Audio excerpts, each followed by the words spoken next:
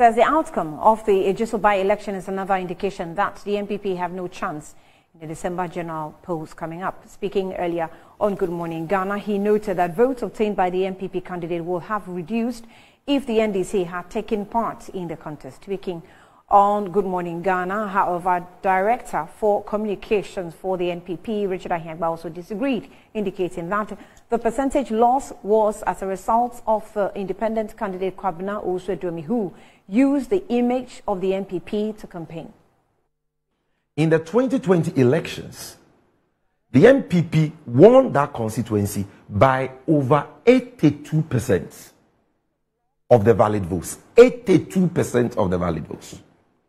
Now, less than 4 years down the line, we go for a by-election. And you see, a by-election is not like a national election. Doc, a by-election is just an election for one constituency. Yet, it is national. National in what sense?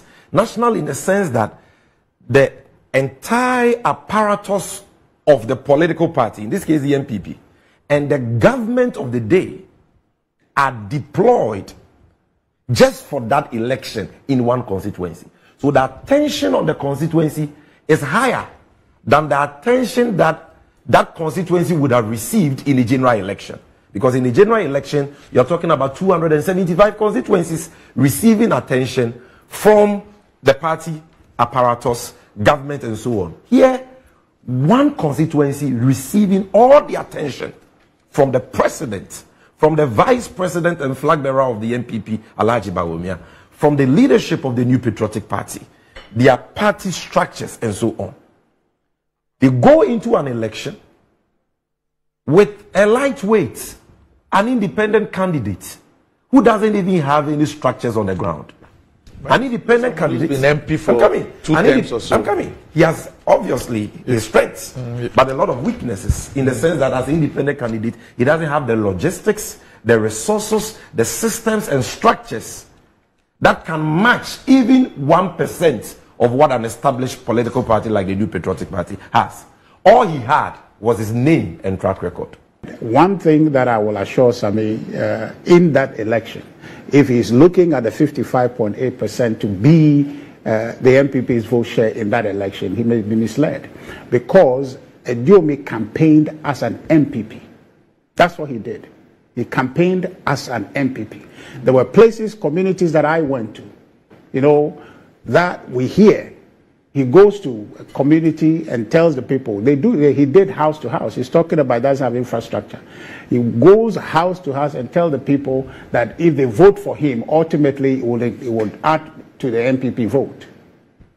Okay, so you should vote for Ediomi and it will be counted as NPP vote. That's what he went about telling people. So he campaigned exclusively as an MPP, leveraging his MPP record to campaign. So you can quite simply add the 43.3 he got to the MPP's 55.8%. All that vote would have gone to MPP if Ediomi was not in that election.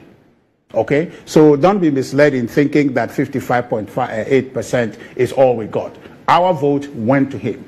Now, one thing also is that we had difficulties in the constituency to do with internal issues. That has been admitted.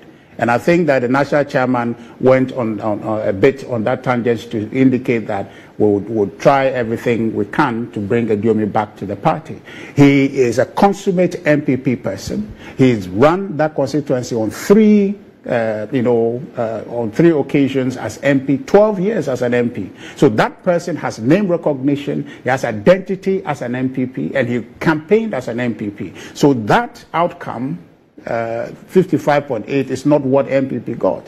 All our vote was split